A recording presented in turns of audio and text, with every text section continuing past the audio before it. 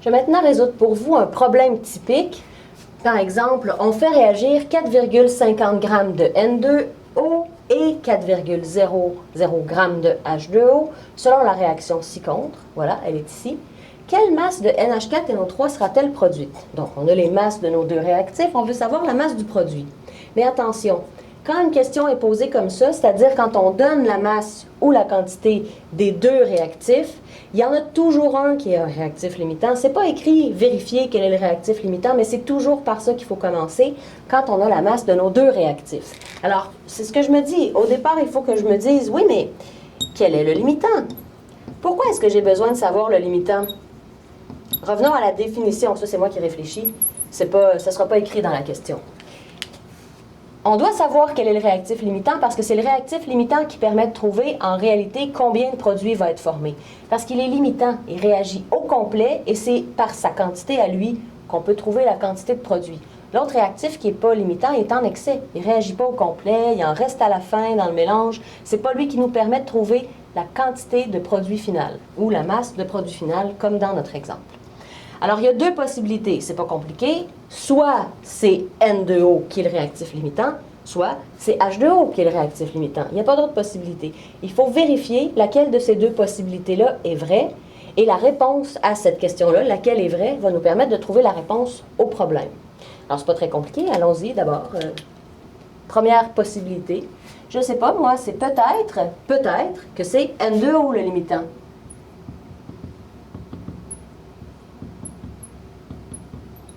Donc, c'est la première hypothèse. Le N2O est le réactif limitant. Bien sûr, après ça, je vais me demander la deuxièmement. Je vais poser l'hypothèse selon laquelle le limitant est plutôt H2O. Comme il y en a seulement un réactif limitant dans une réaction, il y a seulement une de ces deux hypothèses-là qui va être vraie. Il y en a seulement une des deux. Alors, je vais commencer par vérifier laquelle des deux est vraie.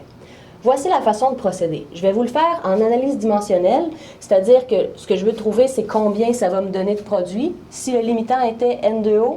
Puis pour le faire, je vais procéder, comme je vous disais, par analyse dimensionnelle, mais ça pourrait tout se faire aussi par succession de produits croisés. Donc, vous utilisez la méthode que vous préférez. Là, je vais la faire en analyse dimensionnelle parce que je trouve que c'est plus élégant, ça rentre tout sur une ligne, c'est propre, voilà. Alors, comment on fait? On commence avec la donnée du problème. Donc, on a ici 4,50 grammes de N2O. Et puis là, par une succession de multiplication par des quotients, par des quotients, on va arriver ultimement à une réponse qui va être pas des grammes de N2O, mais bien ce qu'on cherche, des grammes de NH4NO3. Et la façon que ça fonctionne en analyse dimensionnelle, dans le fond, c'est qu'on va annuler à chaque étape les unités qu'on ne voulait pas de l'étape précédente en les mettant au dénominateur. Donc, pour la première étape, par exemple, je vais devoir avoir les grammes de N2O au dénominateur. Puis là, je vais passer comme ça d'une étape à l'autre. Les grammes ici vont pouvoir s'annuler avec les grammes ici. Mais comment je fais déjà? C'est quoi les étapes du calcul? Alors, la première chose à faire, puisque le calcul stéchiométrique, ça n'utilise pas des grammes, ça utilise des moles, bien, je vais devoir convertir mes grammes en moles. Alors, c'est la première chose. Je vais convertir les grammes de N2O en moles de N2O. Donc, trouver la quantité. La quantité, le symbole, c'est petit n. Le n de N2O. La deuxième étape, là, ça va être vraiment le calcul stéchiométrique. C'est-à-dire que là, je vais avoir des moles de réactifs et je vais trouver des moles de produits. Alors, je vais passer de moles de N2O à moles de NH4NO3. Alors, les moles, c'est les unités. Ça s'appelle une quantité. La grandeur, c'est la quantité. Et le symbole de quantité, c'est le n, le petit n.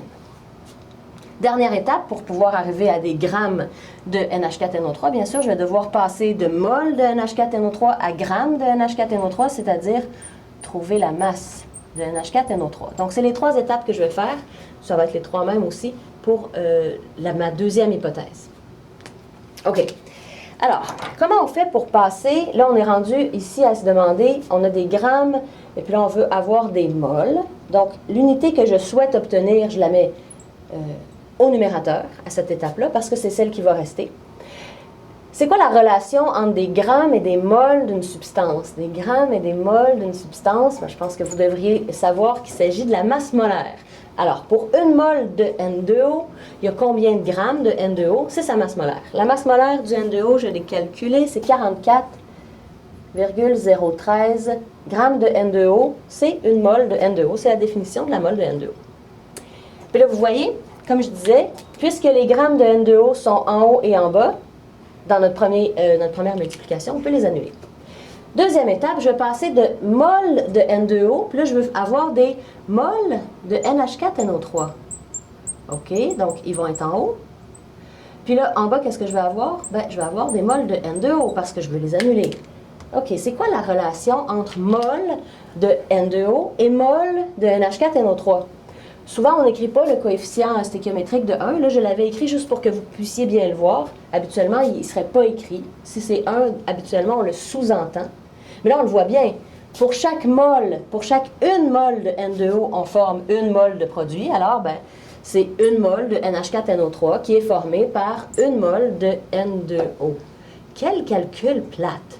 Franchement, ici, multiplié par 1 divisé par 1, c'est vrai que c'est pas très, ça semble pas très utile, mais en même temps, c'est pour pouvoir faire fonctionner les unités. Puis vous allez voir dans le deuxième calcul, bien, c'est un peu plus intéressant parce que les rapports ne sont pas de 1 pour 1. Voilà.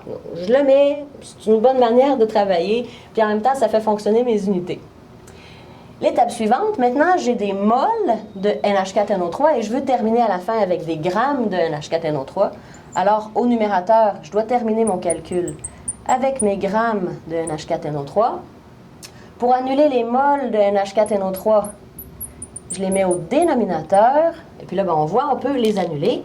On va pouvoir annuler ces unités-là. C'est les dernières unités qu'on annule parce qu'à la fin, il va nous rester des grammes de NH4NO3. C'est ce qu'on veut dans la réponse.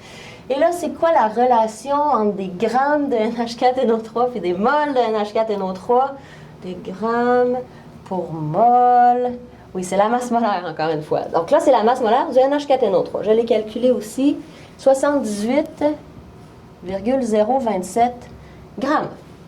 Alors, je le calcule sur ma calculatrice, 4,50 fois 1 divisé par 44,013, mais on peut juste rentrer sur la calculatrice 4,50 divisé par 44,013 fois 1, vous n'avez pas besoin de le faire, fois 78,027, et ça donne 7,98 grammes de NH4NO3.